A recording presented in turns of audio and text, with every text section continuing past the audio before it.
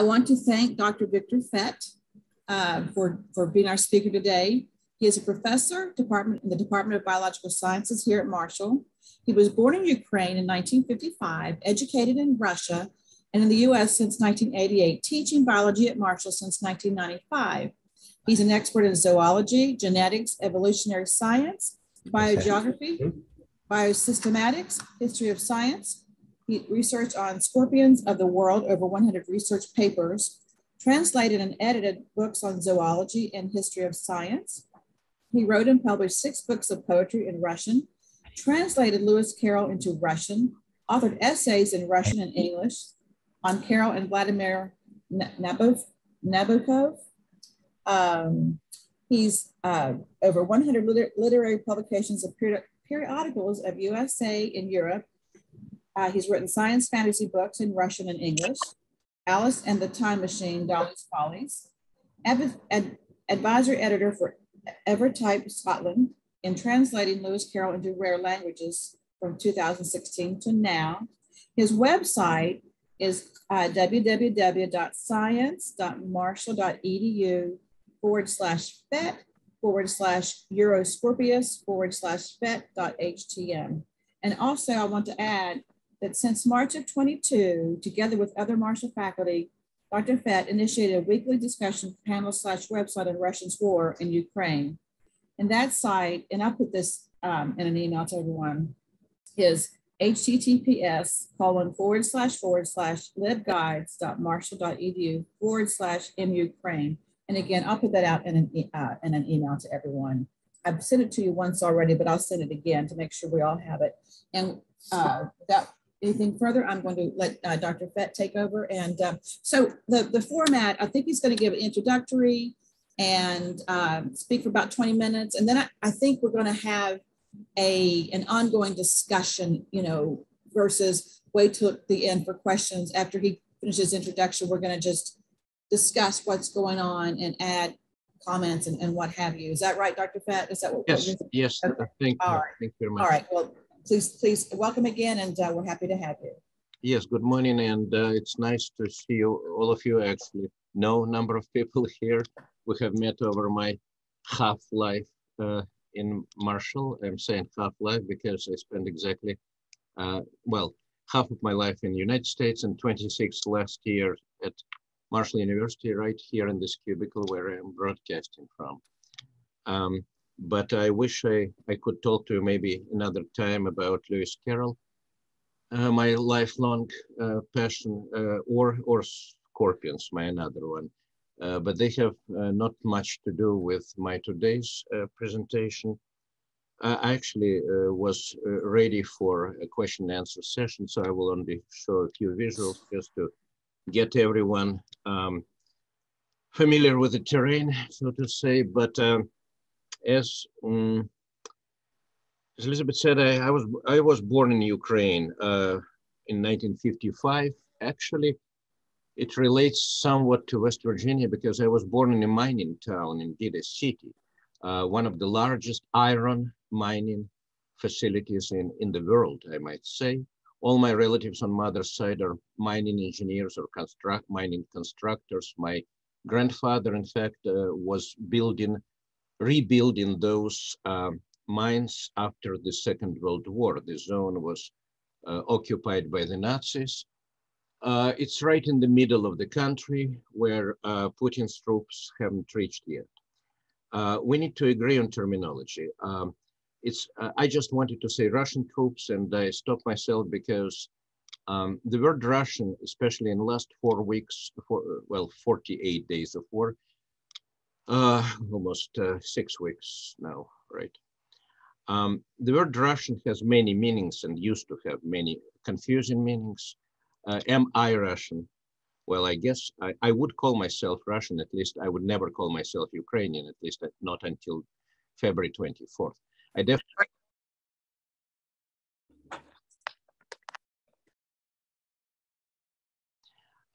So it's all about complexity of identities, and that's maybe a subject for another talk again. Right now, what is happening is very simple. You are back to 12th or 15th century. when these continents blissfully didn't have many large wars. But in Europe, in Asia, in Africa, everywhere, there were warlords and emperors and princes and dukes without modern weapons, of course. So what you are observing, if you look right now from a satellite or just online, is an archaic war. It's you don't have to call it third or whatever world war. It doesn't really matter. What it is, it's aggressive war for grabbing the living space, sort of what Nazis called Lebensraum. But in this case, it's extremely throwback to something like Genghis Khan times or Attila the Hun times, things immemorial, which have not been seen in Europe, specifically in those places, for 80 years. I'm referring to last World War. So for Americans, the analogies do not work. They rarely work completely, but for Americans, I advise everyone to think about what's going on as a combination of Civil War with American Revolution. On one hand, it is ideological. It's not an ethnic conflict, to start with this. It's not. And you may call it Russian-Ukrainian war, just like you would call it Confederacy-Union war. It is along many lines, but major is very simple divide. It's empire versus rebels. It's Star Wars, it's Lord of the Rings. Again, I don't have to make these analogies in front of you, but for my students, I have to rely on something. It's more Lord of the Rings than Game of Thrones. Let me say this. I never watched Game of Thrones. I'm Tolkien fan. So in this sense, you are looking at extremely archaic events. It's window into history, it's time machine all over, plus you have modern satellites to view it. It is basically like you would open chasm more in C.S. Lewis style than Tolkien, and look into what was going on in exactly the same place, go back 800 years, 8,000 years. The same places we're looking at now were battlefields forever. It's some of the oldest battlefields in the world. Just like in times of Persian Empire, in times of, well, Poltava in the middle of Ukraine, still Ukrainian territory today, was the clash of one of the most important battles in 18th century. 1709, that's Peter the Great, Russian Tsar, against Karl the 12th, the Swedish king. What was Swedish king doing in the middle of Ukraine? War for domination, that's all they have been doing. We used to live in a very strange time in human history without visible large wars in the last 80 years. We do not live in this anymore. So Mr. Fukuyama said that history ended back in the 90s. Now he is still with us. He can write a sequel and say history continues. And it continues as it used to be. We forgot. But Koreans did not forget. Vietnamese did not forget. Cambodians did not forget. And Ukrainians never forgot. Because what happens always, what used to happen always, division between great powers or whatever powers raised another dictator who was not maybe a dictator 20 years ago when he came to power, whichever way he came to power. Putin was not democratically elected. On the other hand, Hitler was, we all know that. Neither was Stalin. I don't know about Attila the Hun. I doubt he was democratically elected at his time. What happened? Things change. As an evolutionary scientist, I know that things change at different scales. Normally, you don't see the large geological scale, but you also miss a small time scale.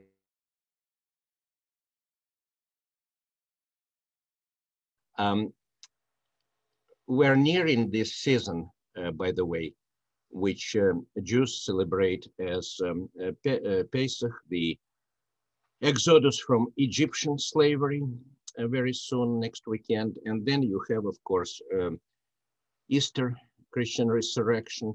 And I must remind everyone that the common saying is that Moses took his people 40 years in the desert, so that this takes 2 biological generations. People who were slaves in Egypt would die out and new people would be free and do not remember slavery. That's a nice metaphor, but you can reverse it also and say that Soviets, not even talking about pre-Soviet Russia, but in the last 100 years, Soviet Revolution was 1917.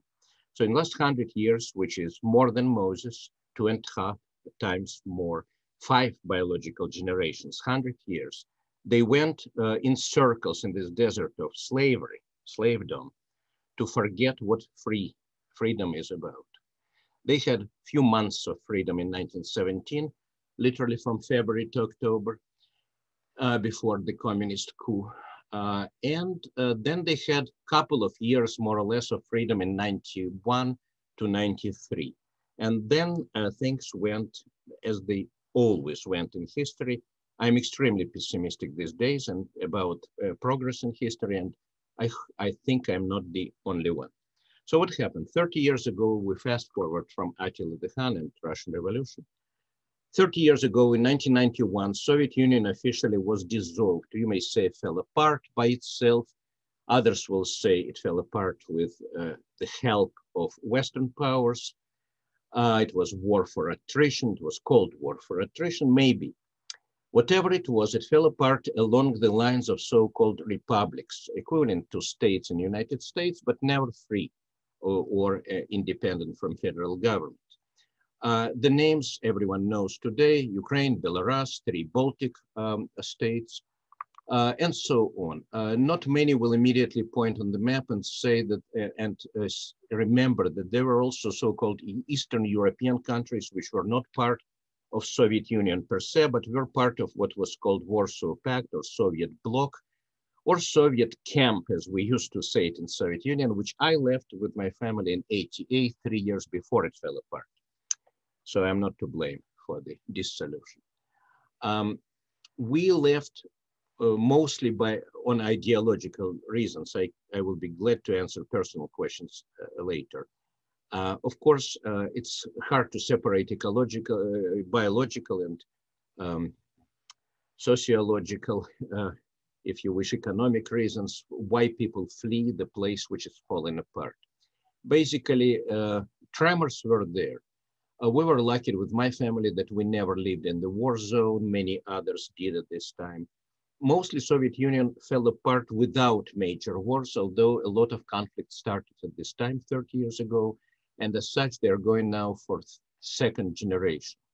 I might remind you that everyone is amazed today and appalled at the atrocities of Soviet army, of Russian army, should I say, Putin's army. Doesn't matter. They all kind of in one snowball now.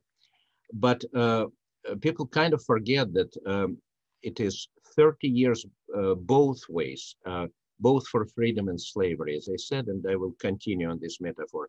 People forget, especially when they are constantly subject to propaganda. And everyone knows that propaganda in today's digital world, which is all hooked on dopamine from its internet likes and phones. This is something that Goebbels and Hitler never dreamed about. They had on the radio, which you can switch off, and newspaper, which you may not read. Today, it's impossible to be isolated from imagery. What we are afraid of with my colleagues and friends is that the world already is tired of this imagery, that atrocities of war, just like it was with Vietnam or Korea or Second World War, that people already are saturating very fast. It's not even 2 months yet. Going a little bit ahead, I do not see the end to this war. I think it will continue. It might continue for a long time unless it enters very acute phase with more weapons of mass destruction. So what happened 30 years ago? We need to go 30 years ago when many countries, as a result, Soviet Union was built of 15 so-called republics, Baltic, Central Asian, Caucasian, and 2 so-called buffer areas, buffer republics between between Eastern Europe and Western Russia itself. Now, word Russia refers to several things in history. And even today, people tend to think, and Russia itself, Russian Federation, the country, sells itself to the world as successor of Soviet Union, and both Soviet Union and Tsarist Empire, which is very interesting hybrid postmodern imagery. Basically, they combine everything they want, and this is fluid, combine different elements of Soviet culture and history, Tsarist monarchist imagery, Orthodox religion, imperial thinking and mentality, and especially xenophobia toward other ethnic groups and large ethnic groups. Ukraine is a large country. It has 42 million people, of which 3 million have now fled Ukraine as refugees, the largest refugee transfer in Europe since First World War. But Ukraine is not mono-ethnic country. Just like Russian Federation, it has many ethnic groups. I will use word ethnic group because there is also confusion on term nationality. In Russian, nationality refers to ethnic group. In the West, it's usually your citizenship. So when you say Ukrainian national, it doesn't mean you're Ukrainian by genetics, by blood. A lot of, same with language. Language doesn't define you, just like English language may be spoken in South Africa or Belize or anywhere, and maybe even you're native in those places. Of course, with countries where languages are intertwining, hybridizing, and mixing, especially within the same family, it's always the question of confusion. Of course, there are dialects, there are families, there are millions of mixed families, mixed in terms of ethnic, genetically Russian, whatever this means, and genetically Ukrainian, whatever this means. Usually it's defined by language. Within the same family, they may talk Ukrainian or Russian or both, or hybrid or dialects, or just usually Russian, since Russia was the common language, lingua franca of the empire, just like Latin in Rome. Imagine something from late Rome after the empire fell. They still speak Latin, but also Greek, but also new languages start emerging. Vulgata gives rise to French, proto-French, proto-whatever. Plus everything is mixed with local slang. Plus you have all kinds of animosities between ethnic group. I'm a good example. Well, I'm actually not a very good example because my early language is only Russian. I understand Ukrainian, but only in a way that's, let's say, Italian person would understand French or Portuguese understand Spanish, because languages, when two different languages are about 15% overlapping in roots and lexics, then you sort of understand them, you think you are. All Slavic languages are very similar, just like all Turkic or Romance languages. So we think that we understand them. But if you are listening to a literary performance or something like this, then probably you don't know half of the words, even if you generally understand the subject.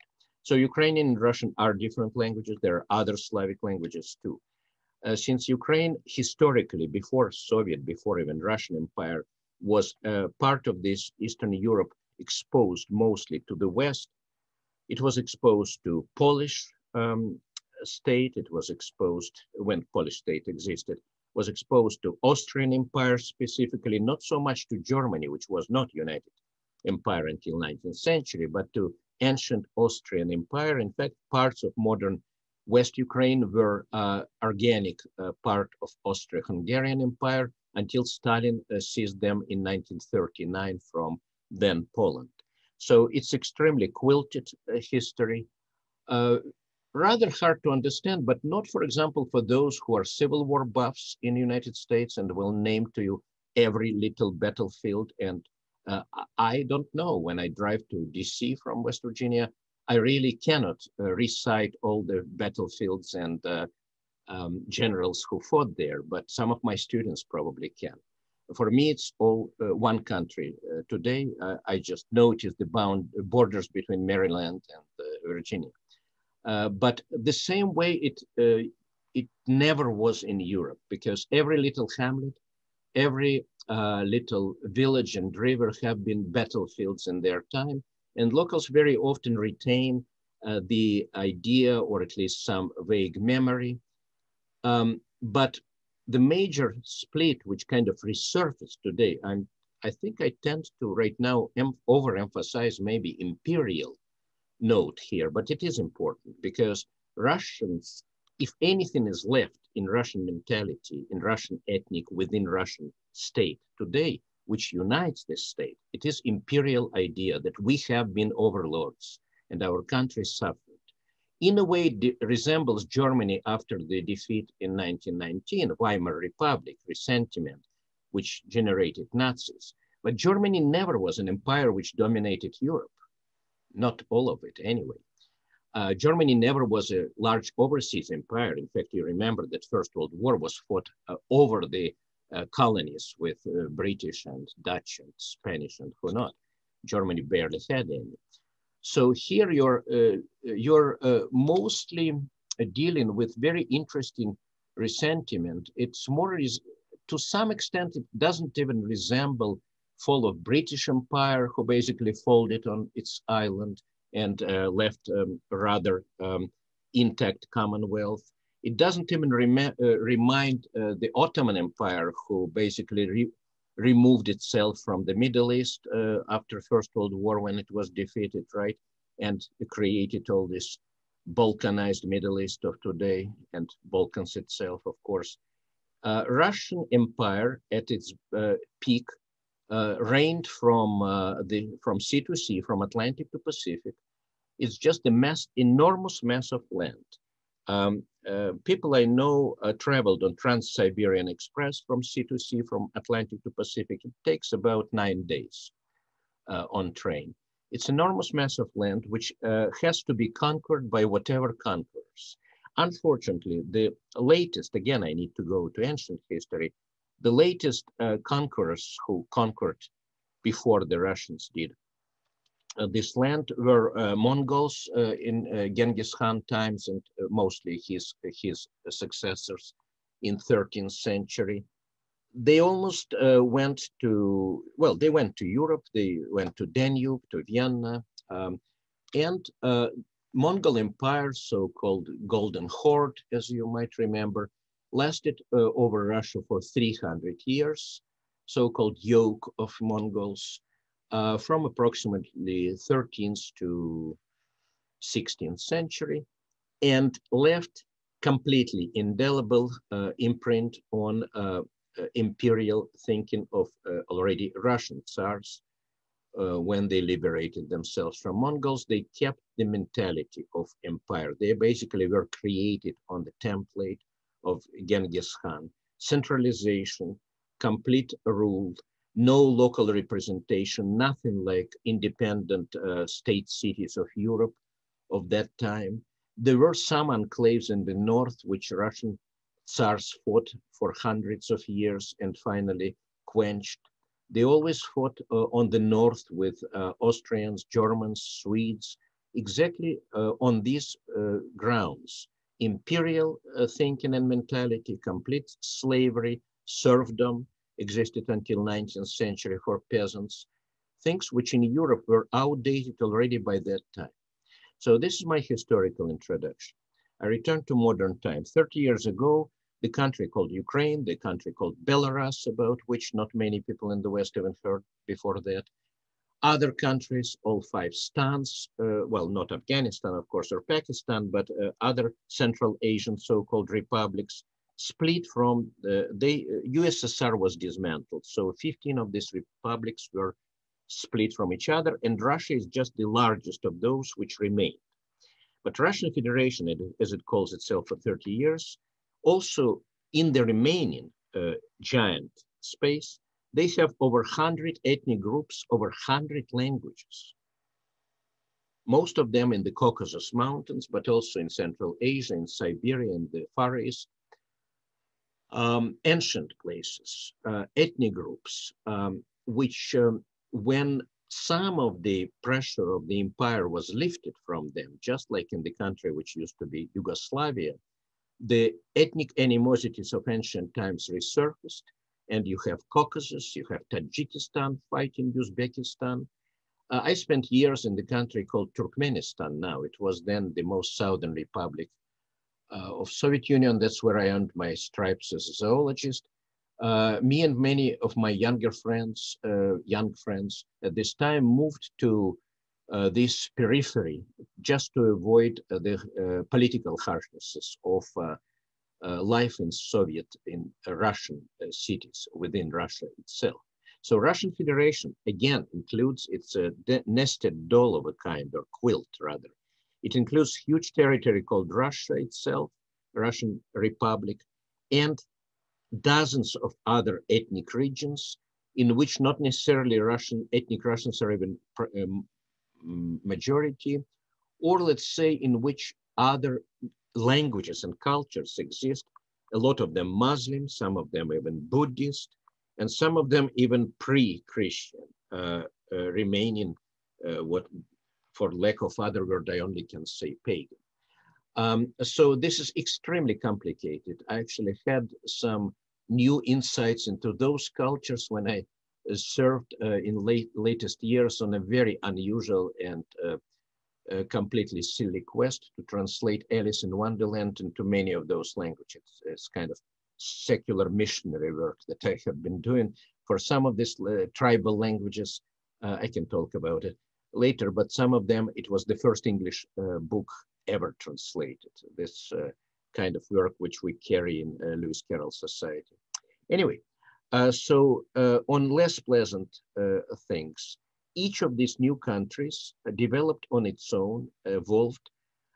Many naturally gravitated toward Western Europe. I'm talking about 3 Baltic states, Estonia, Latvia, Lithuania, which have been free countries before Stalin and Hitler divided Europe in 1939.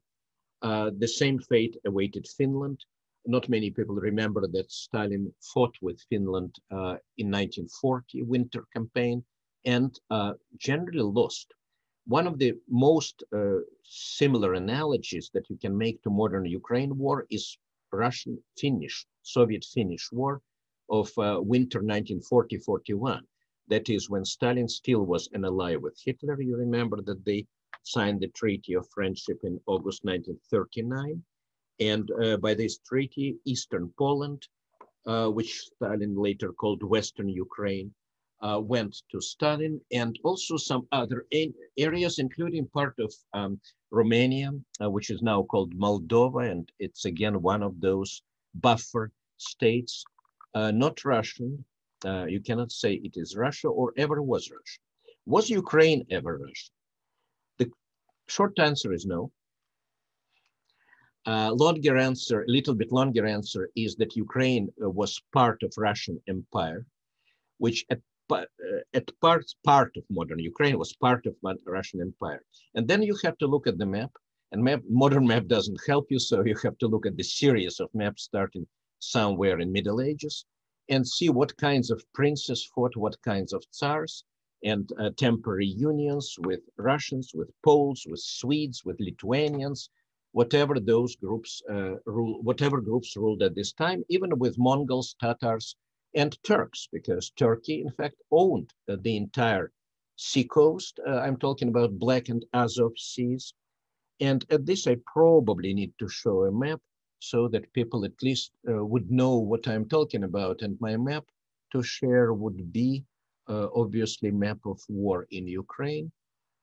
So as I'm looking for the map, I will continue my historical digest, which again ends in 91 when Ukraine obtained long lost independence. Its last brief independence was in 1918 during Russian Civil War, or Soviet, you may say, although the word Soviet did not exist yet at this time.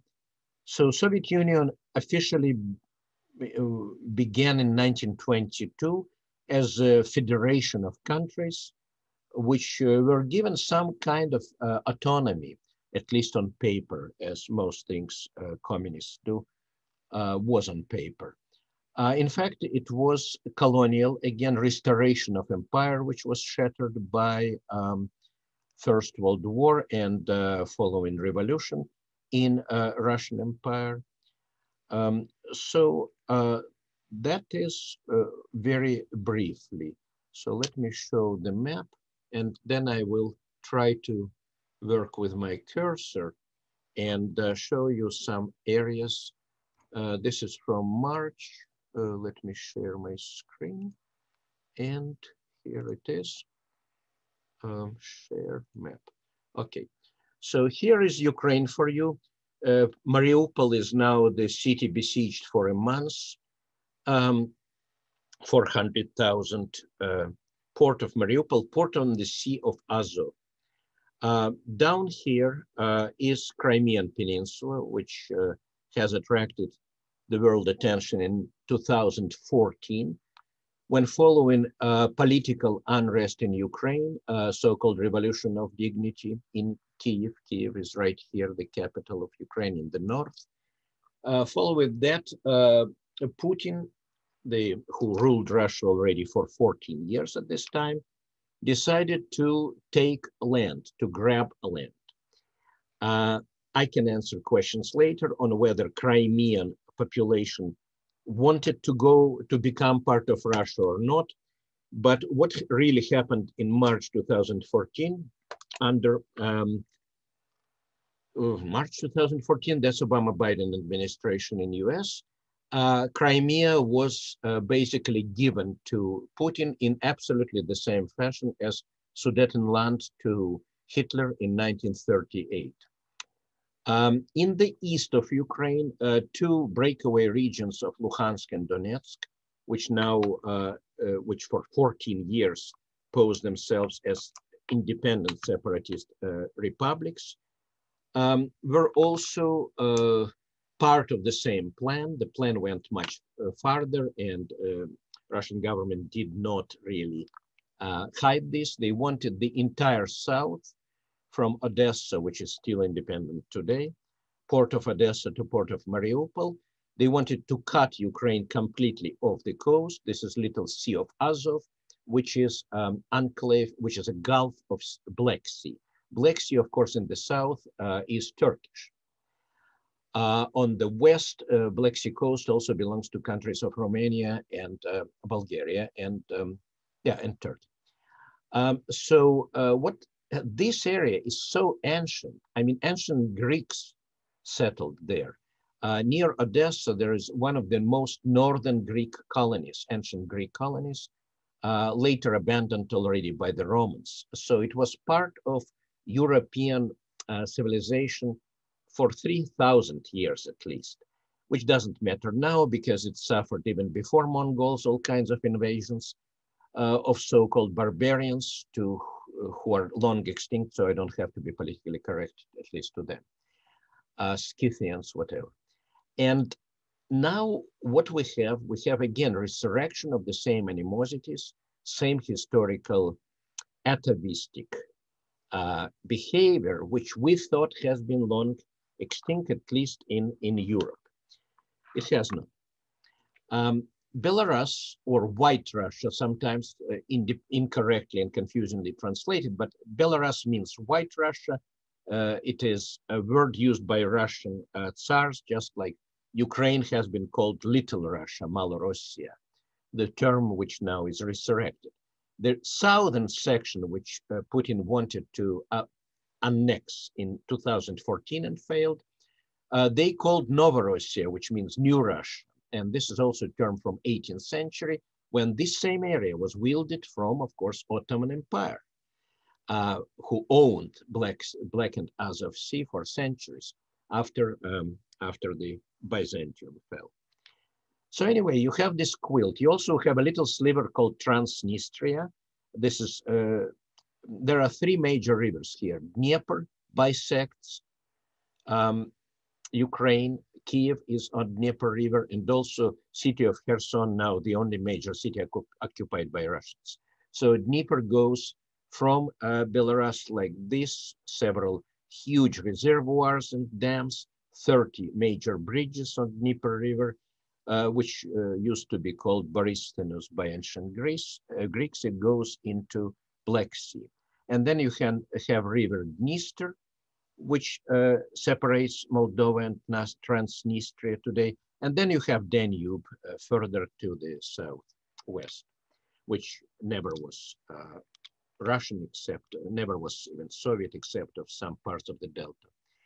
So you have enormous country. If you superimpose, there are some maps you can find which superimpose Texas with Ukraine. It's about size of Texas.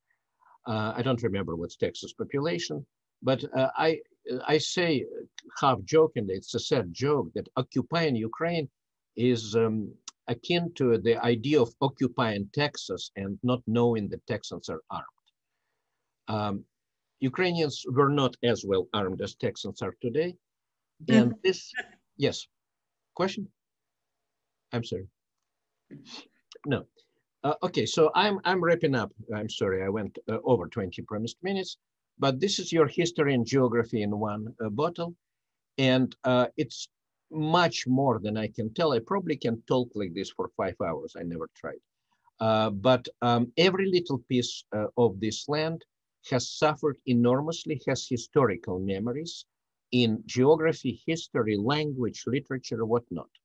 For last 100 years, from 1917, let's say, to 1991, this would be 70 plus years, 74. This land, as many other ethnic historical areas, countries, was under Soviet communist rule, which was essentially a slave empire, and I can use many other metaphors. It never was what it promised. It came to power promising land to peasants, factories to workers, and peace to all the people. And this is Lenin's slogan from 1917, which we learned at school starting from first grade. It never gave peace to any of its own and other people, always went to imperialistic actions, whatnot in 1930s and 1960s and 1980s, and I have to remember Czechoslovakia and Afghanistan. And it repeats itself now with amazingly inept, ill-planned, ideologically deficient, and generally very much bundled war they got themselves into. And you will notice that in the last half an hour, I barely said name Putin, because the world is somehow under illusion that this is all one man's fault. It is not. Just like Napoleon's wars definitely were not led only by a single Napoleon. Just like American Revolution was not a revolution by George Washington. There are always those who give orders, those who support them, and those who obey them at all levels.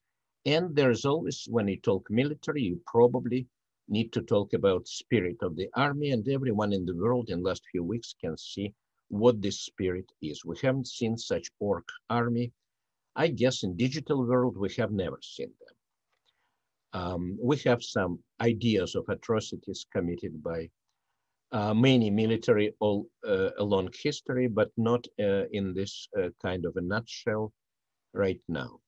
Of course, we have also opportunities for propaganda of all kinds. So what is going on is full-blown war. It's within Russian Federation, the word war is prohibited in best Orwellian traditions, but Orwell never could imagine this type of warfare.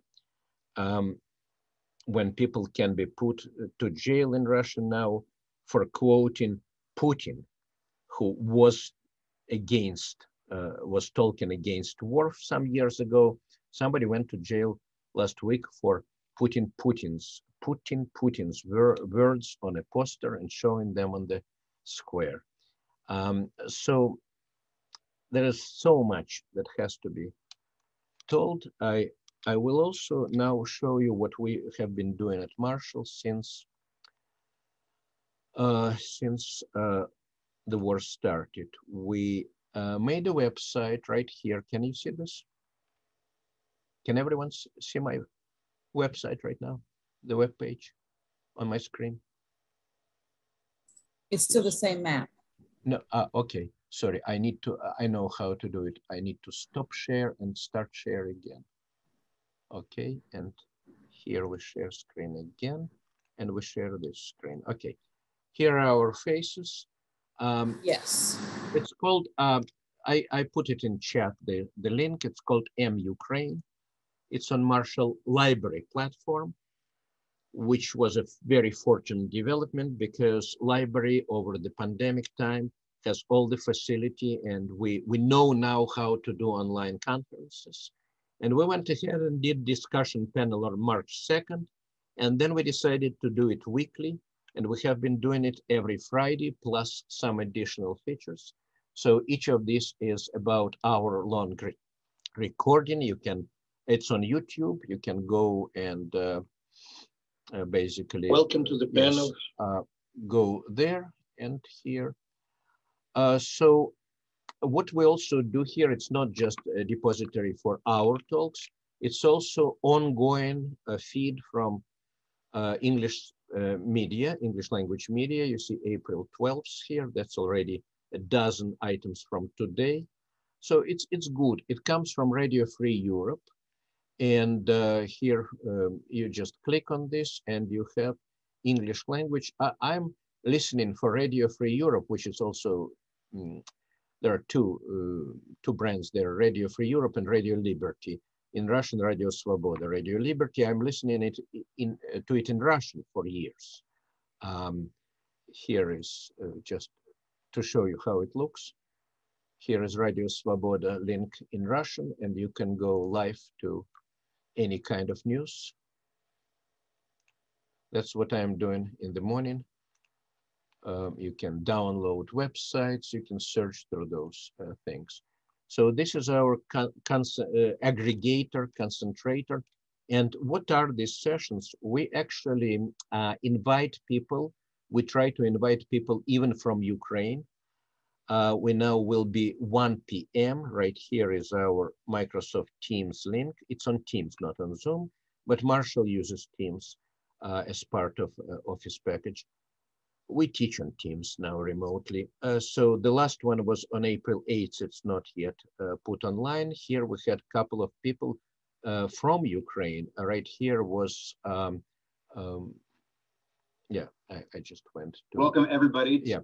Right here is my friend who is biologist from Ukraine, from Kiev, and this lady is auditor for United Nations programs in Kiev. So we get live people and we record them. We got refugees, we got also academic experts. Here is another of my old friends, Nikolai Formozov, retired professor from Moscow University. He is Russian and he is in a position, he fled Russia with his family. The number of Russians who fled Russia is now more than 300,000. I repeat, Russian citizens who fled Russia with their families, mostly saving their children from draft, from mobilization. They go to wherever they can, to neighboring countries, to Europe. My friend is in Baltics right now. We have other people on the panel. Chris White is history professor at Marshall, and so is Anara Tabashalieva, our friend, who is originally from Soviet Central Asia. She teaches Russian history. And this is Katerina Shrey from English department. She's Ukrainian American, raised in Philadelphia in an expat Ukrainian community. So this is what we have. And I think I can stop here for a while, and I will be very happy to answer any questions. We have time for this. So please unmute yourself and ask me questions. I didn't say anything about military situation, which you can get from the news. I'm mostly watching news in Russian language, which is from Ukraine, not from Russia, of course. News from Russia are not many, by the way. They don't tell much. But they tell different things. I can answer this too, please. I have a question. Shall I go ahead? Yes, please. Okay, so I have to admit I'm an idiot. I haven't been following the war, although I've listened to lots of panels and information. On your map, I did not understand.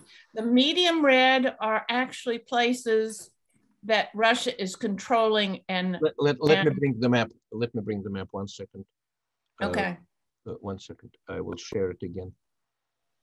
Here is the map. Okay. Yes, please. Yes.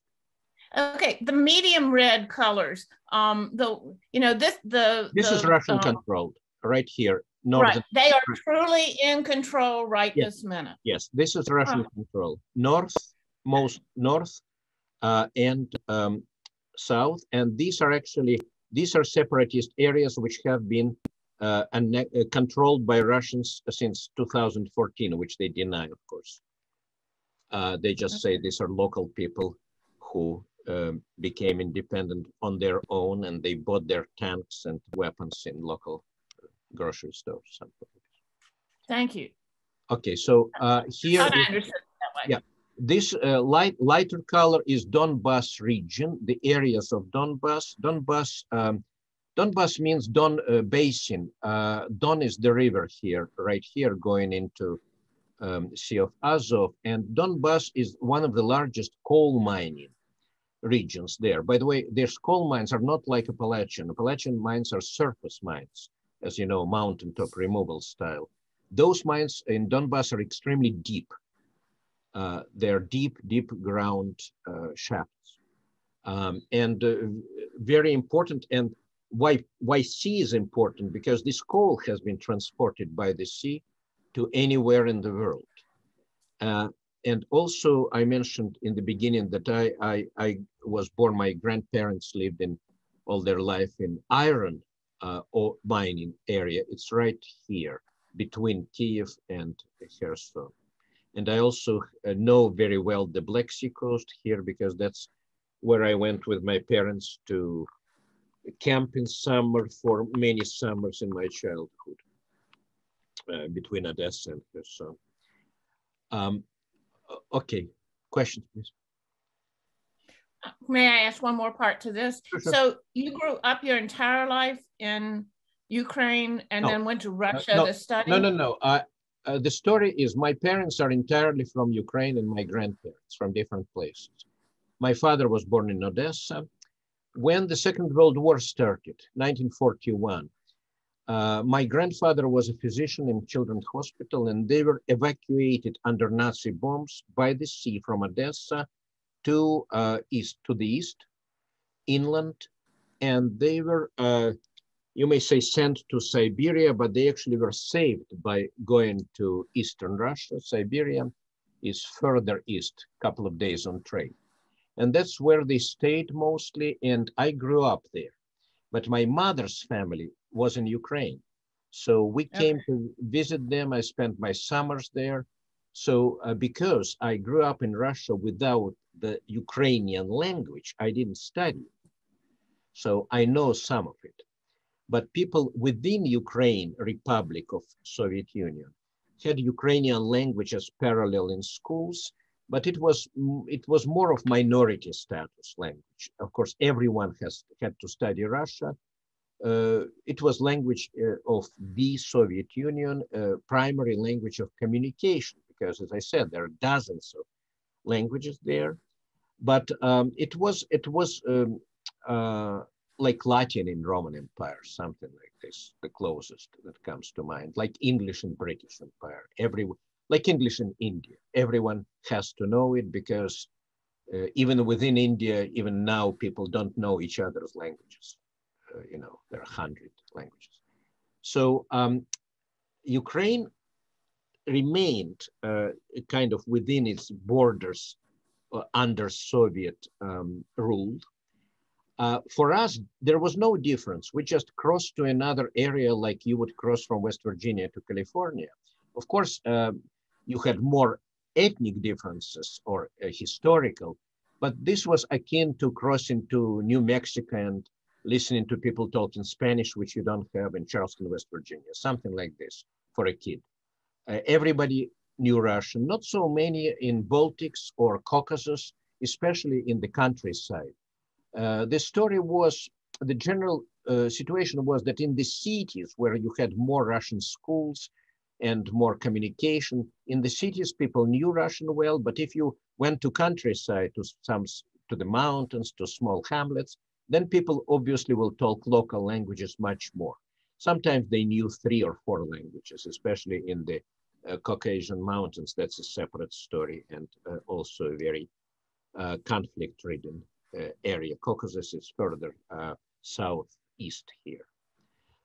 More questions, please. I will be happy to explain any details of history and geography because they take me away from current conflict, which is very bloody, and it's also all about history and geography. So looking again at the map, you have right now, this is from early March, but situation hasn't changed much. No major city except Kherson has been taken. Mariupol is in siege and parts of the city are under Russian control. There are still defenders of the city.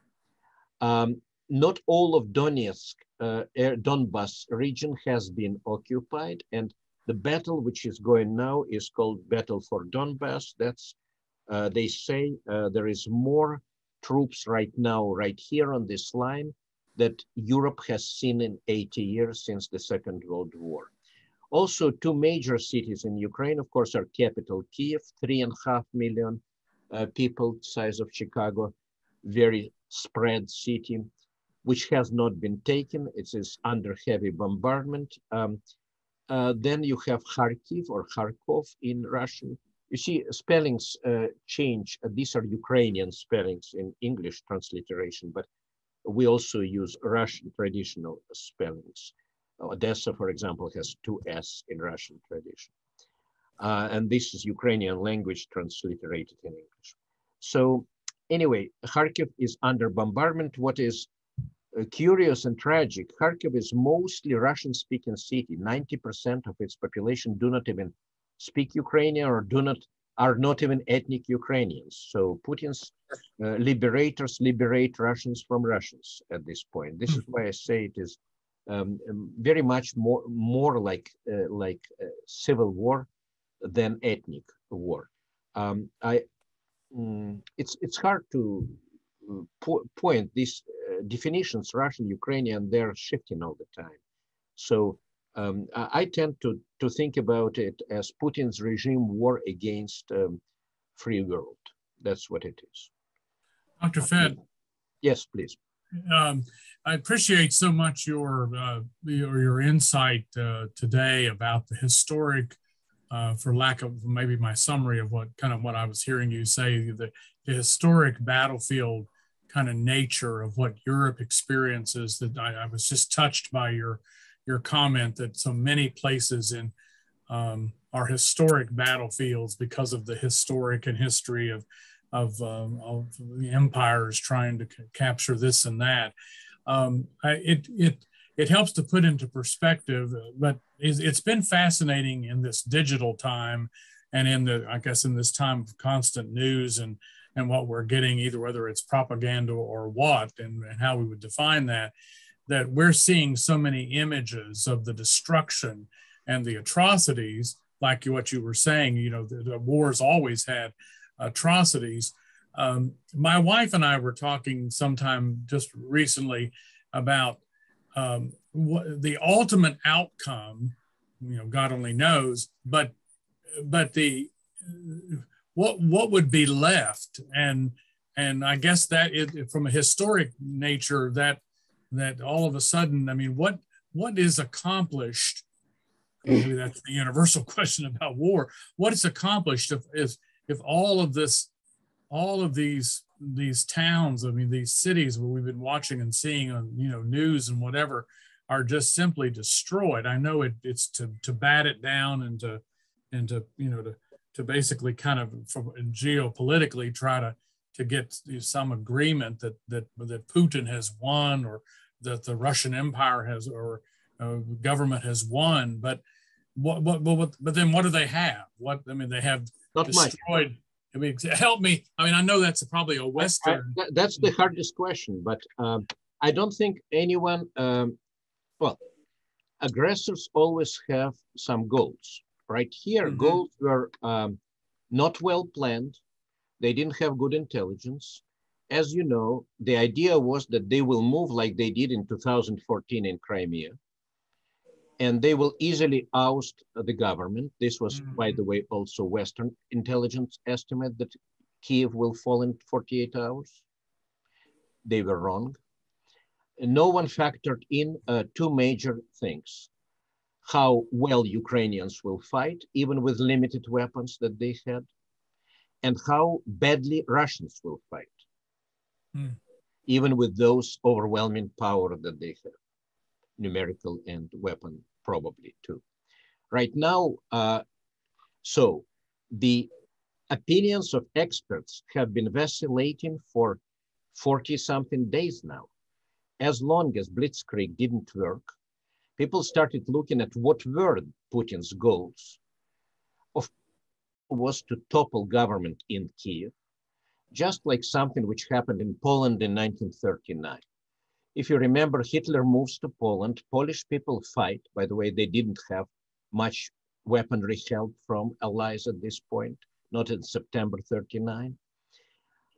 Or maybe they expected something like France in 1940, not to destroy Paris. French decided not to defend it, as you remember. Something like this was argued that Kiev is a beautiful city. It's nicknamed Mother of Russian Cities. Again, whatever Russian means, it's a place where Russian Orthodox Christianity was inaugurated in 10th century, the very end of 10th century. So it's thousands of years of wonderful cultural history. So there was an argument that Ukraine. If I'd seen one of her dogs, and I told her. I'm sorry, someone's microphone is on.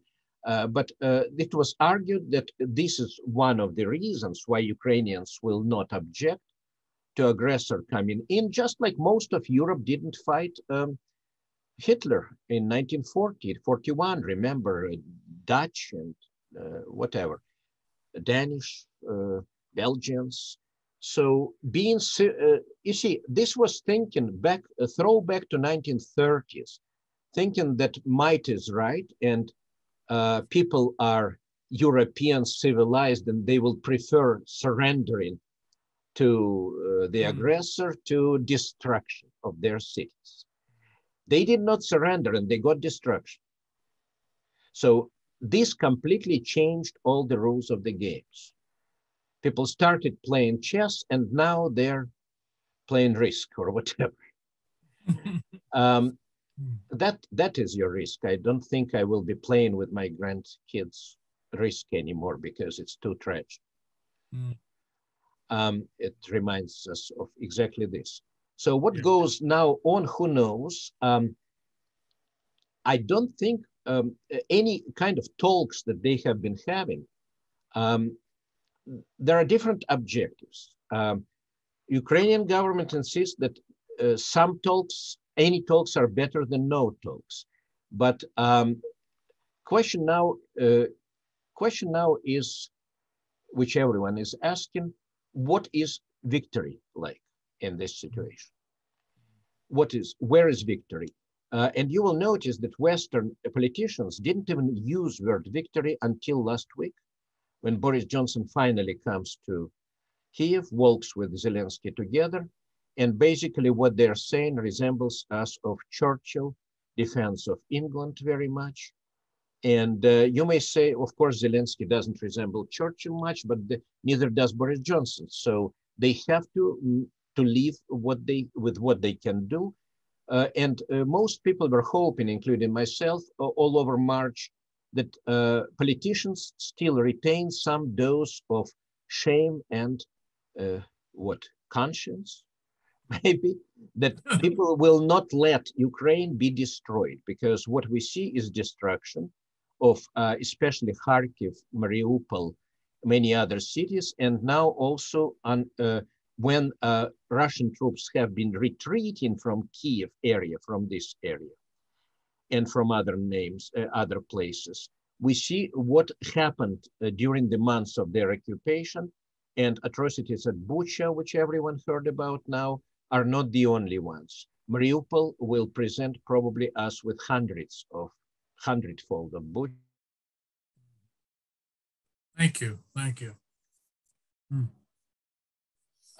People seriously consider all kinds of, all spectrum of options up to some kind of general's coup in Kremlin, which everyone openly says now that generals should or could dismiss Putin. And of course, Putin knows this also. He arrested 150 top intelligence officers last week in Moscow, allegedly for giving him wrong intelligence on Ukraine. Of course, Russian propaganda presents this as NATO and Western countries pumping Ukraine with weapons and training before the war. And this was their pretext for starting the war. Basically, if you read Russian sources in the beginning of the war, they say we're moving in to cut out the Nazi tumor from the body of beautiful Ukrainian nation. And they expected seriously, probably, that they will be greeted.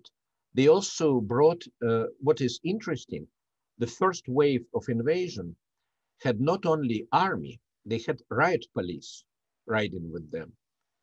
Hundreds of riot policemen without even weapons. They had tear gas and helmets and riot shields because they were preparing to put down a protest in Kiev after occupation. And army officers carried parade uniform. They were prepared for the parade in the occupied Kiev. So they miscalculated profoundly, and we see more and more evidence of this. If you want to call it corruption in Russian army, that would be the most corrupted army since, I don't know, ever, because army always relies on intelligence. And in satellite and digital age, to have such a bad miscalculation almost looks to some conspiracy theorists like a trap laid by the Western powers to lure Putin into Ukraine. I don't quite think so, but that's the effect, what we see now. So for any historian or military buff, to be cynical, this is the life show, which will never end soon. You may subscribe for more seasons. This thing is not ending. People now talk about Putin's salami strategy, cutting off piece by piece as he can. And if this regime, with Putin or without, continues, this situation can be going on for years.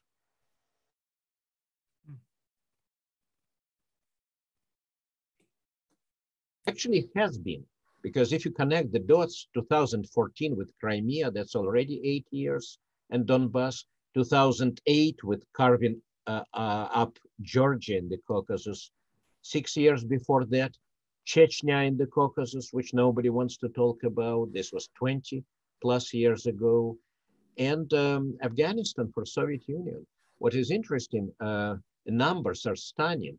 According to Ukrainian estimates, Russians lost about 20,000 troops already in casualties. I don't know if this probably includes wounded, not just killed.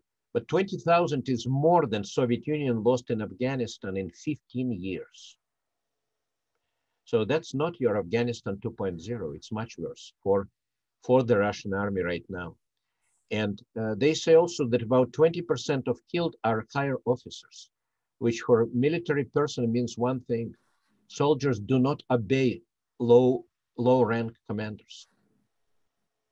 You need generals to lead or to force soldiers into battle. And we all know how Soviets used to force their soldiers into battle. They did it by putting shock troops behind them. Okay, I talked too much. I need to take more questions, please. Dr. Vet. Yes. So we read on public radio that about 7 generals of the Russian army were killed during the war in Ukraine. Yes. That's very unusual to see generals at the front line so that they be killed. You're absolutely correct. That's what I just mentioned, that it looks like Russians have to bring top brass to the battlefield I don't know if they can lead troops or rather force troops into action. They don't have initiative. The lower ranks lack initiative, not even saying they lack training, because they may have tanks, but and planes. But I have heard number of analytics, military analytics, saying that it's not enough to know how to drive the tank and fly the plane. You need to be trained, and they're facing very serious resistance. They didn't think they will have resistance. From what is going on within Russia, it's an interesting interplay between mobilization. There is no universal mobilization yet, no universal conscription or draft. There are a number of limitations. As I said, 250,000 people or more fled Russia to Europe, to other places. I have heard about family who moved to Thailand, of all places. Wherever they can go, they don't need visa to go as a tourist to Thailand, so they just up and fly. And yes, top brass is moving in. They just put new commander on Donbass front yesterday, who is known for his butcher approach in Syria. So what they're doing to Mariupol is exactly what they have done to Aleppo in Syria, which of course was fought with another proxy war for Russia. They bring mercenaries from Syria and Caucasus, but those guys cannot fight either, because it's not easy. It's a huge country. It's not an easy terrain. There are mountains in the west. West, by the way, the city of Lviv, also very, the most westernized city, you may say. Lviv was called Lemberg in Austrian times. It was always part of either Austro-Hungarian Empire or then Poland. It was only annexed by Stalin in 1939. And these are huge mountains right here, Carpathian Mountains shared with Romania and Poland. And this is not an easy terrain, but all this border, I need to say, is still open for both refugees going to Europe and supplies going from Europe, including military supplies. So a strategy or success of Russian army heavily depends on this traffic. And so far, I haven't heard of any military convoys, military equipment convoys, coming from Europe to Ukraine through the West, that they have been destroyed. So obviously people don't tell us how they're protected and how they go. But as a result, no one claimed on Russian side victory of destroying these convoys. So military side of the conflict is not completely open to us. I mean, intelligence sees everything in satellites. And I just heard last week that there will be live battlefield intelligence provided by Americans on Donbass during the battle, which literally means that Ukrainian army will have targets given to them by American intelligence satellites and drones. It's very different kind of battlefield.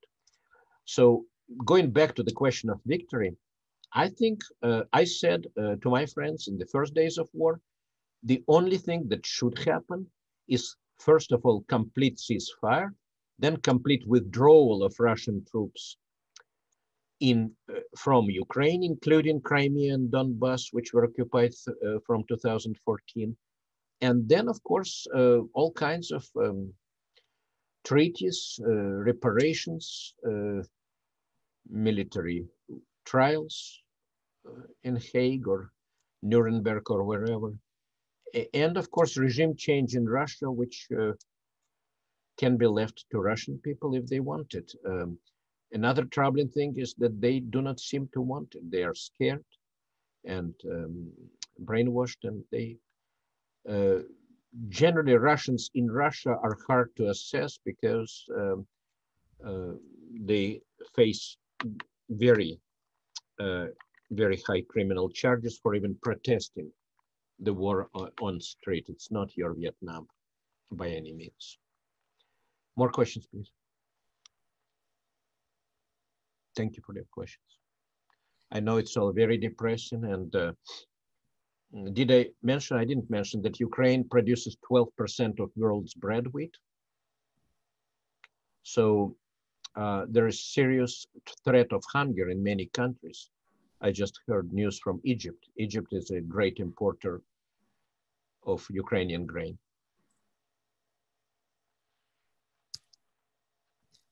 So who in Russia will be able to stand up to Putin? No one. I don't think anyone will be. Putin's regime methodically exterminated the opposition. There are, of course, expats, politicians like Gary Kasparov. Let me show you. I will. I watch news on his website all the time. You might know Kasparov. He is world chess chess champion. Right here, 1 second. I think they only have Russian screen. I think they only have Russian. They might have English version somewhere, but this is kasparov.ru. And no, I don't see translation, but they have all kinds of news from Russian analysts. Here is an interesting analyst called Andrei Piankovsky. He is actually in Washington, D.C. He quotes here, you can actually see the English. He quotes Churchill on 13th May 1940. What is our aim? It is victory of all costs. That's when Americans haven't started Lend-Lease help yet.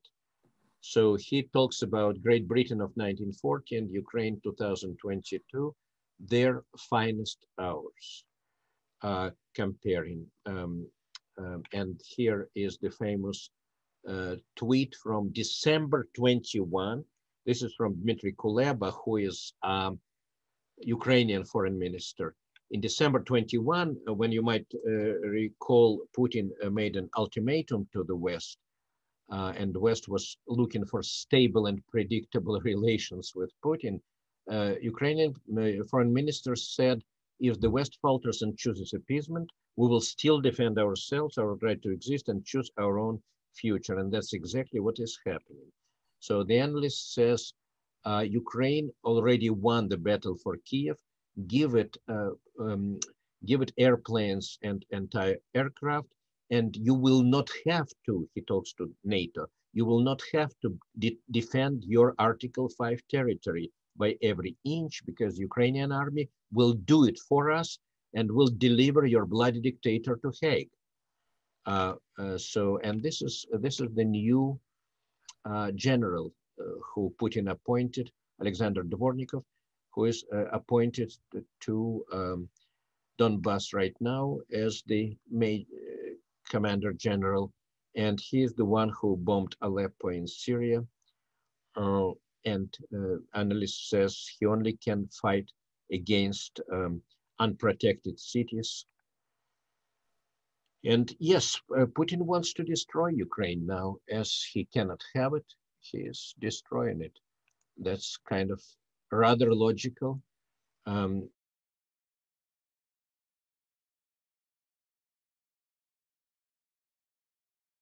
Population, of course, we hear only voices of those who want to speak on all sides. We do not hear the silent. Those who are silent, we obviously do not hear. Those are afraid mostly. I can give an example. In my list, email list, I have about maybe 100 addresses in Russian, of friends, colleagues, anyone who I send all kinds of items regularly, poems, science, news, whatever. When war started, I started obviously sharing my thoughts and materials. And of these 100 people, about 5 told me that I'm wrong and Putin is right, and they are behind their president and they support the aggression. So I just stopped writing to them. About 10, maybe of 100, agreed with me and said, we are on your side, please send us more stuff. And most of them, about 80%, never answered any of my mails, never acknowledged that I'm writing to them. So, and this is very indicative. They're afraid, or they don't care, which is essentially the same. That's what is going on. The world is not one. By no means the world is united, and it might not be for a long time. Definitely, I don't hope that in my lifetime anything very good will happen, because, well, people like me left Russia 30 plus years ago, and you will be surprised to hear another number. I was surprised myself. There is about 10 million Russian expats, those who left Russia. I don't know for within which period, but there are estimates that those who consider themselves coming from Soviet Union, I guess, in a recent generation are about 10 million outside of Russia. And this is more than Chinese. Surprisingly, there are less than 10 million Chinese immigrants outside of China. We have this illusion that there are many, but in fact, these are mostly professionals and students and successful businessmen, because most people in China don't have means to live it. So it's a very significant portion of people, and most of them, like myself, are either educated or, well, they have to know foreign languages at least, but most of them are economic immigrants, of course, who came for the future of their children, as always happened, especially in America.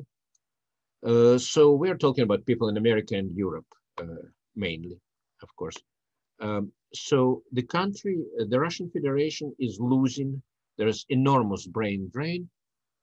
I estimate it's more rapid than it was during Bolshevik Revolution 100 years ago, when Russia lost maybe a couple of million people. But those mostly were anti-communist troops who moved to Europe, those who were not killed, so-called first wave of immigration. Second wave is considered after the Second World War, and I'm the end of third wave of immigration from Russia in 1980s. And this is natural, but the country has been isolated now. Today I heard that in May, Russia will default. They will have economic collapse because they cannot pay. They are cut off from international monetary system. Practically all foreign investments stopped. You have seen the list of companies which withdrew. Of course, if McDonald's withdraws and Burger King stays, that's just, competition. But I think Burger King will be shamed into withdrawal also, eventually. So it's not immediate cutting. The main source of Putin's regime's money is oil, obviously. Oil and gas, they sell mostly to Europe. Will Europe stop paying Kremlin for oil and gas? That's one of the major questions which will define the end of this story. Because right now, I think, I haven't checked today, but I think even the United States pays billions of dollars to Kremlin for buying oil and oil products. Europe says, I heard last week that Germany does not even consider possibility of cutting itself of Russian gas supply because they don't have any other source of natural gas for not just for cooking, for population, for industry. German industry runs on natural gas. So it's economic. The reason world has been so not ready, so unprepared, was that everyone thought that everything is now interconnected and it's better to trade than to go into war. This is why first decisions of Kremlin regime were thought just to be crazy. Somebody is out of their mind. That's just very separate kind of mind. They're not out of their mind. They're not clinically mad, definitely not. So here is, I can answer more questions. We're close to noon now, but please ask me more if you have. I urge everyone to watch our updates. Our next recording will be, our next live session is Friday at 1 p.m. Please join on Microsoft Teams. We'll have a very interesting lady, expat Russian like myself from New York, who organized psychological help to refugees in Ukraine. They meet them in train stations. They help with kids. They help to move to Europe. We interviewed last time, amazing lady, recording will be up tomorrow, who is professional. She's an editor. She moved with 3 kids and pets on a car through 5 countries by herself, and she is now safely in Germany. We try to find people like this to bring personal stories. West Virginia doesn't have a resettlement program yet for those refugees which US agreed to take, but we already were talking, our group was talking with Charleston mayor, and many people already offered to house those refugees. But you know, they do not look for, surprisingly, most of these families, 3 million moved to Europe. Mostly, these are women and children. Men are not moving. Men are moving back from Europe. It's very different from Syria. Men who can fight and who have been earning money in Europe, they're now coming back to Ukraine. In fact, yesterday they had traffic jam in Kiev because people were returning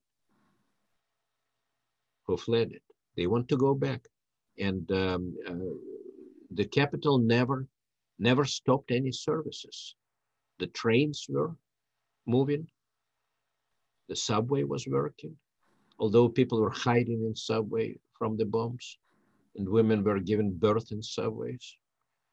You know what's now the most popular dog name in Ukraine?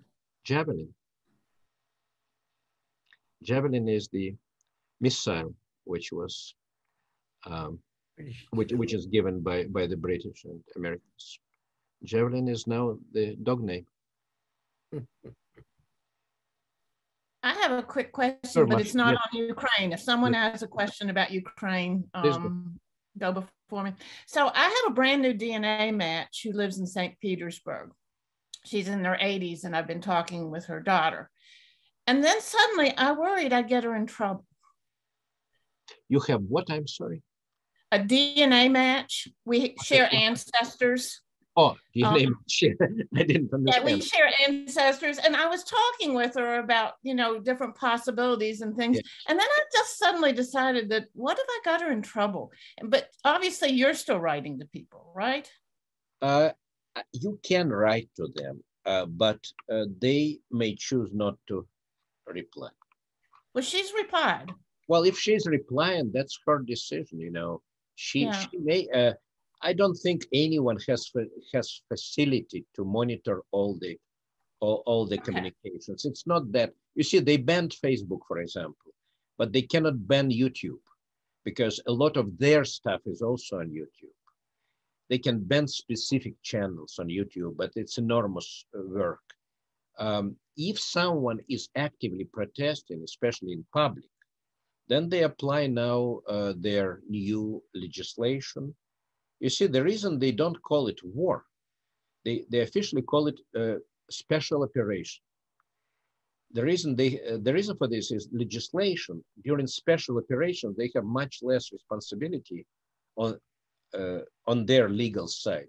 For example, one thing which is very tragic and very sad, not many people know that, they have a rule that in special operations, if your son dies on the battlefield, you don't receive the body. So there are no zinc coffins coming to Russia.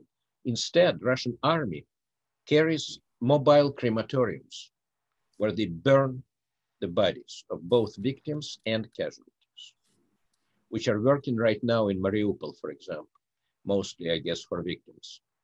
But with special operations, it always was so under Soviets. You receive just a letter that your son died for his motherland, that's it. Yeah, so they they make their rules as they wish. And those who stay in Russia, as I said, they may be scared, but they have no real outlets to fight unless you have some kind of regime change. But I cannot really, even with my experience, I cannot visualize now what this change would be like. It definitely cannot be a popular revolution. Most likely, the best scenario in my mind is that Putin disappears somewhere and his generals come out and they say that they achieved the goal. And they already changed the goals. They're already telling us that that it was official last week. They're telling us that they never had a goal to capture Kiev, that their goal was to protect separatists in Donbass. And for this, they kind of launched preventive strikes on all the civilian cities. They never acknowledge that they target civilians. They say that they target military infrastructure and that Ukrainians put military targets in civilian cities, so that civilians are collateral damage. That's what Russian troops maintain. Dr. Fett, yeah. Dr. Fett, do you believe? I'm sorry. Do Yeah. you think that the status of Russia, based upon what we're again seeing it from a Western news perspective, that the pressure, all of the sanctions, the issues, and all the things that are going on, is it historic wise? Is it as worse for them at this point that it's been for many years? Or I mean the whole Russian status in the world? Well, and of course, Russian status and status of Russian Federation in the world is gone. History has changed again. Mm-hmm. It's now somewhere near North Korea by status. Mm-hmm.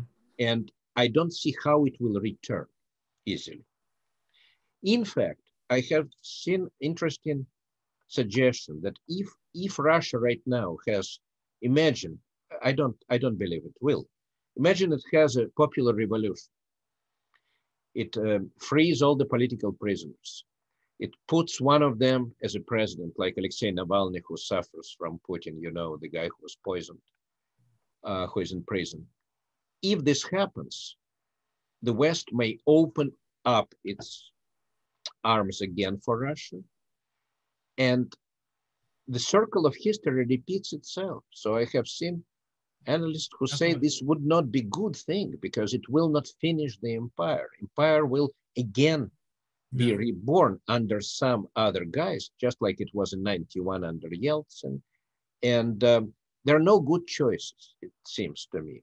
Other than, there's also one thing we didn't discuss, I didn't mention, and which is more likely to happen, maybe not in our lifetime, not immediately.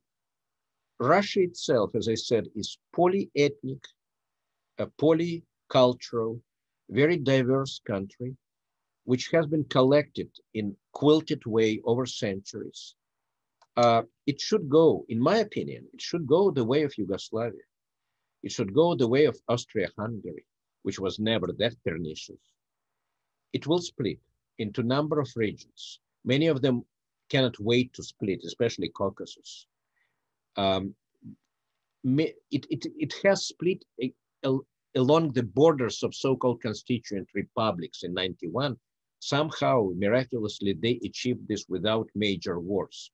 But further fragmentation, what they call Balkanization of Russia, is imminent. It is held together only by centralized Moscow power. And it's not necessarily ethnic. The people of Siberia, where I grew up, or Far East, they can be self-sustained. And people of the Eastern Russia will have another factor, which we also didn't mention today, 5 letters, China. China is waiting, like they always do.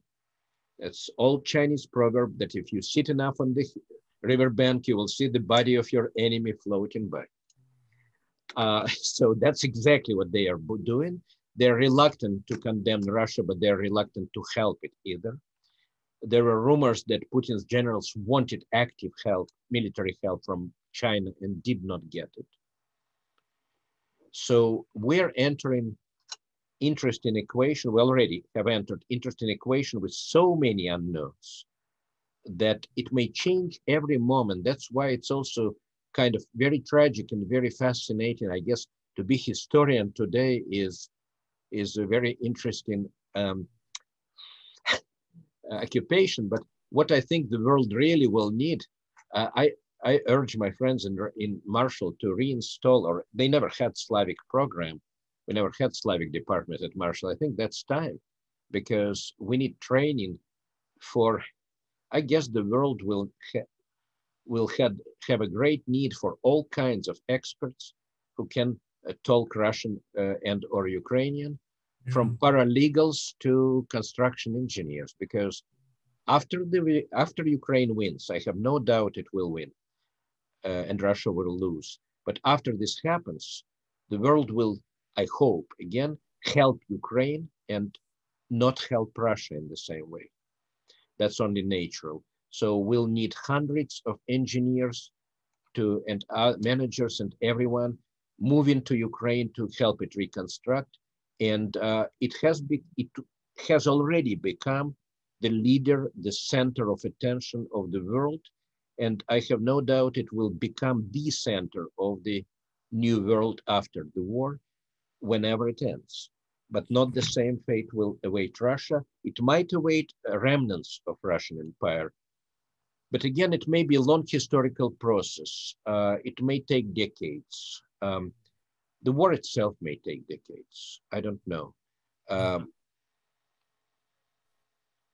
There are points of instability here. Economic collapse is one of them. Brain drain of Russia. Watch for points of no return. These points are now following in a huge succession, but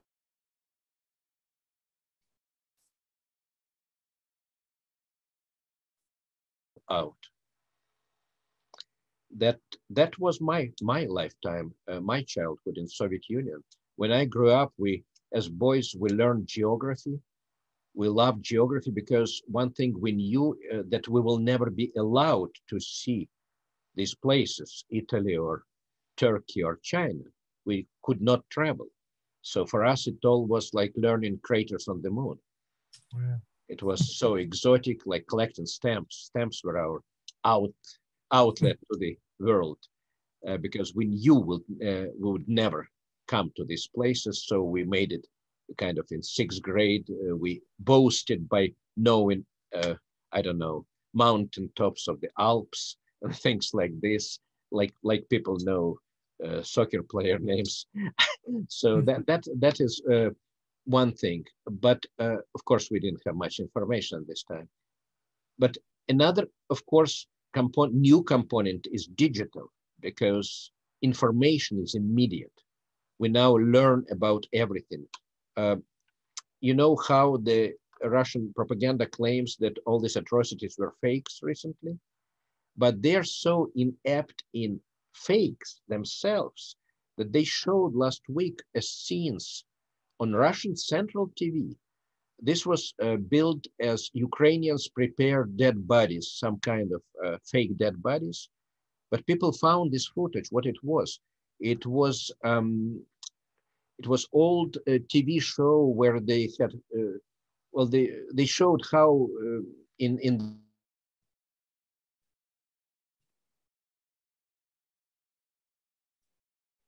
film. So they took this old footage and pretended that this is actually how they do now. So some kind of they have no shame, and they think no one can see what they're doing. And now it has been going for years, only that people like me, of course, even people like me, we do not watch Russian propaganda. We do not watch central channels, but because we watch movies and documentaries, we can see what's going on. We can see through these parts of imperial thinking, which there is huge xenophobic component, always was. Even when Soviet Union did exist as empire, there was always looking back at all these minorities, conquered people who do not speak Russian well, who are savages and uncivilized. It's almost like something, you know, in British Empire of 18th century in India, something like this. And they got what they sown, you know. In Ukraine itself right now, there is considerable movement for banning everything Russian, from writers to classical writers to music and so on. People all over the world cut ties with Russian colleagues. I myself cut number of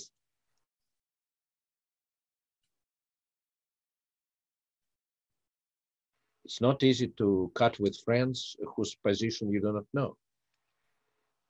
What I'm trying to do when I need, I write them sincere letters saying, please tell me what your position is if you can.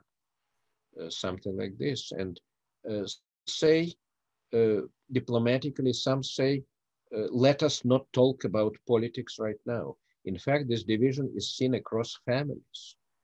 I tell you one personally tragic story. My friend is in Kiev. He went to his wife is in Russia, and they lived in Russia, but he came to Kiev before the war to care about his mother, who passed away since that. Anyway, he stayed in Kiev for some time, and when the war started, he talks to his wife, and she says, all these are fakes. And he shows her the bombardment pictures, and she basically didn't believe him that it is true, and they split. She divorced him. So it appears to be a human condition that even we're experiencing. Yeah. And in our country, you can't.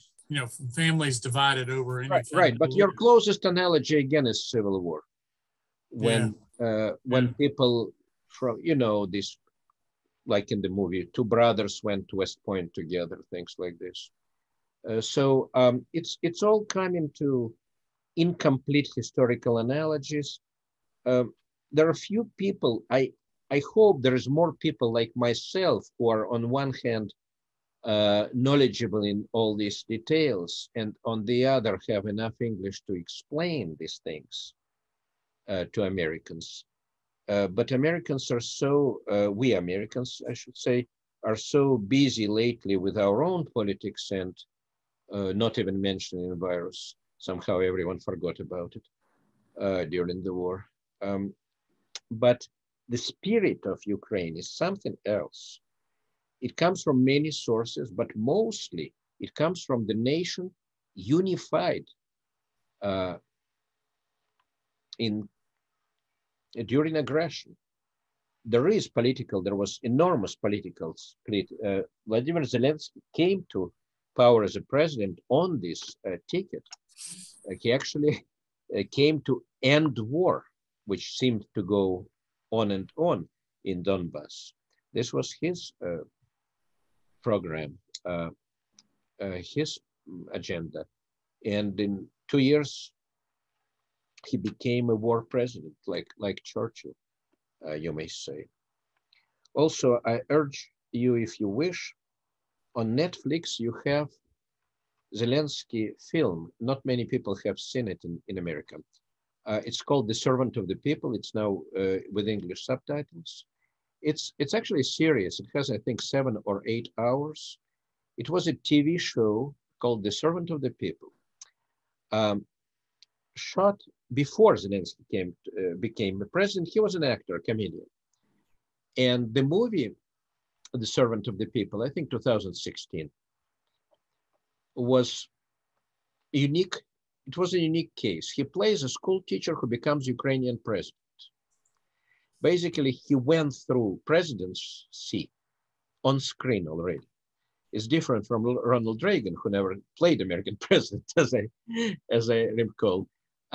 But here it was specifically set up as a comedy of school teacher who is brought to power by different oligarch clans as a puppet. And then, of course, he becomes a politician on his own. It's a slapstick comedy up to the episode when they put him to jail eventually, and he just takes all his school friends as ministers and tries to figure out things. It's a little bit, you remember this comedy with, who was it? Kevin Kline? Dave, with Sigourney Weaver and Kevin Kline. Dave, when he doubles as a president. So something like this.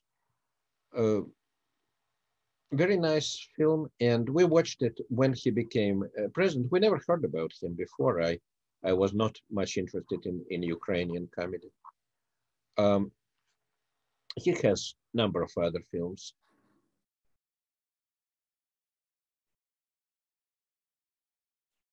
Like Charlie Chaplin or Woody Allen, more slapstick than them. So anyway, that's what we have now, and history already has him on the books. He hasn't fled. You know, his famous phrase when he was offered escape, he said, "You offer me plane ticket when I need weapons." I hope they don't tell us everything in terms of intelligence and weapons supplied, but from all we see is that you have enough simply military power, especially in the air, planes and heavy anti-aircraft weapons. The plea to close the sky to enforce no-fly zone was not followed. So these bombings, we do not know the number of Ukrainian casualties. The Ukrainians do not tell, and the Western estimates are probably in thousands.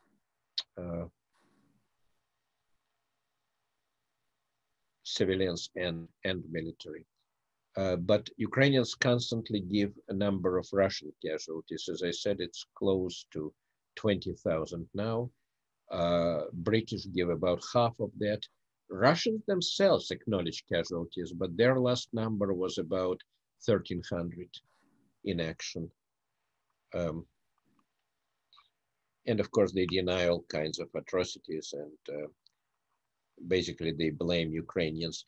Yesterday, rumors about chemical weapons may be not what they are, because Russians use phosphoric bombs, which have a load of some stuff that can cause reactions. So it's hybrid weapon, not necessarily the classical chemical, which doesn't make any difference, I think.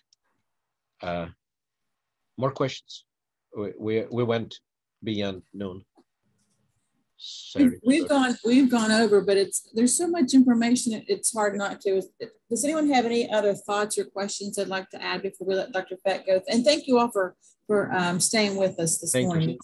It's just such a lot of important information, and you know, I'm amazed and encouraged and overwhelmed by all the humanitarian aid that Ukraine is receiving. It just warms my heart. And at the same time, I just don't understand. And there's a phrase, you can't make sense out of something that doesn't make sense. No. And I can't understand why one individual has been allowed to do this. And he'll never be the same person that people looked at. I just think he's forever ruined his being as an individual. He is gone. I mean, he has been gone a long time. He is condemned by history a long time ago, if you look back. But people, well, appeasement has been tried. It's just in 1921, British Prime Minister Lloyd George said that you can trade with cannibals, have in mind Soviet Union.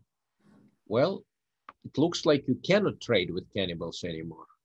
That things have been changing, and I hope to good. It will not be I mean, the globalist world is gone, because one big piece of the world will not be global.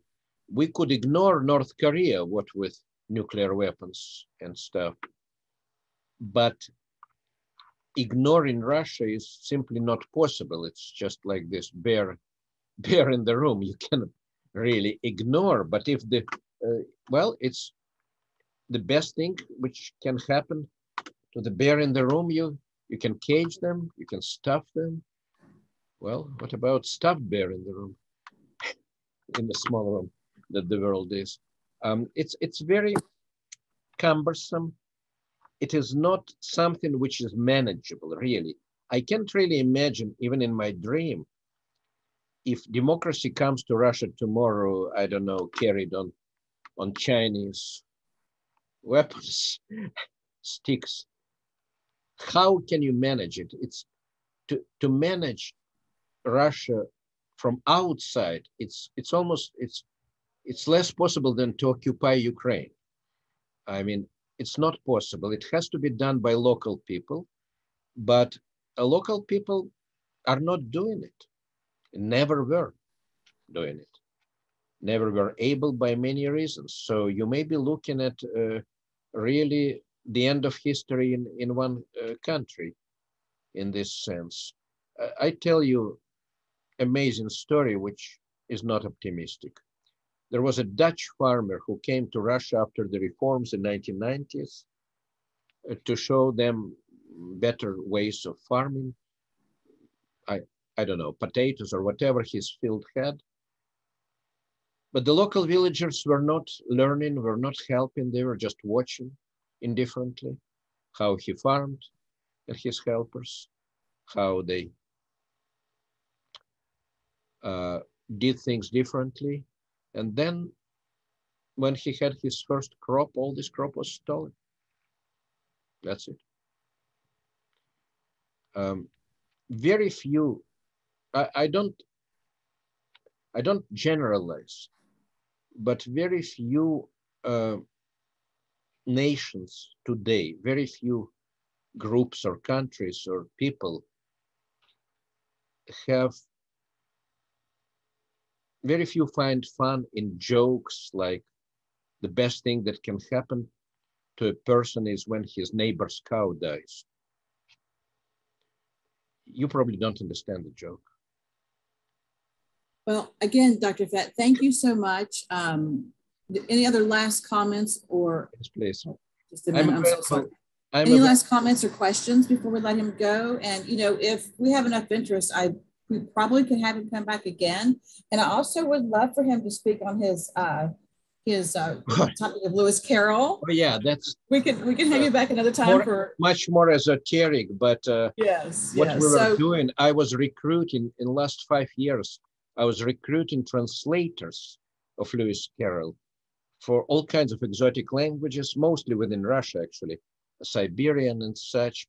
But because many of them don't know English well, I was actually helping them to use Russian translations as a template, but also to create local language puns and parodies, which would make sense to locals, which obviously are different from Russian puns.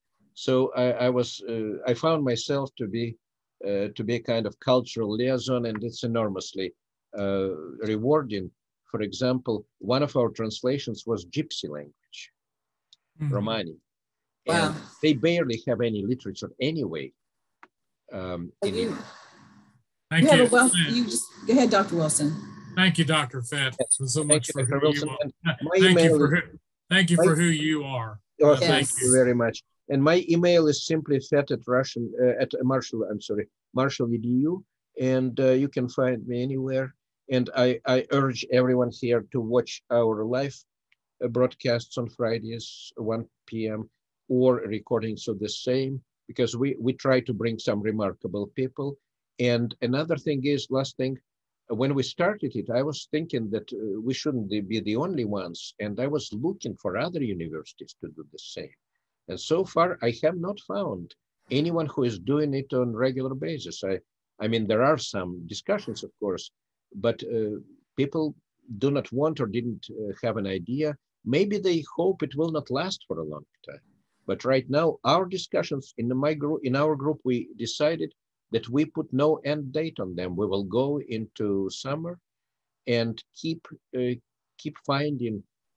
updates, keep finding experts of all kinds, and definitely keep informing everyone who wants to see. So we kind of decided that Marshall is visible in the community, and we're the small state which has advantages in this sense, because we're not like California, where the college can be lost among the system.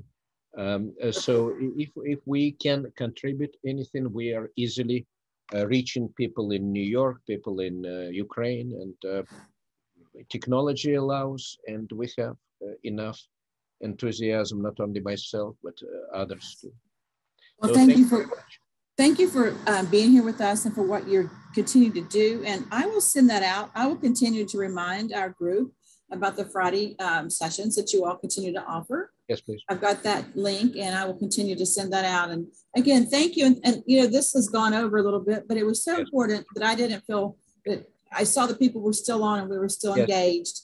And so I thank you, Dr. Wilson, Dr. Mawson, Marcia, and I think Dr. Denman was here too with us for a while. Yes, we had several until about noontime, and I imagine the Muffsons had to go to lunch. So anyway, thank you everyone, and we will talk again soon. Have a great week, and please don't hesitate to contact me.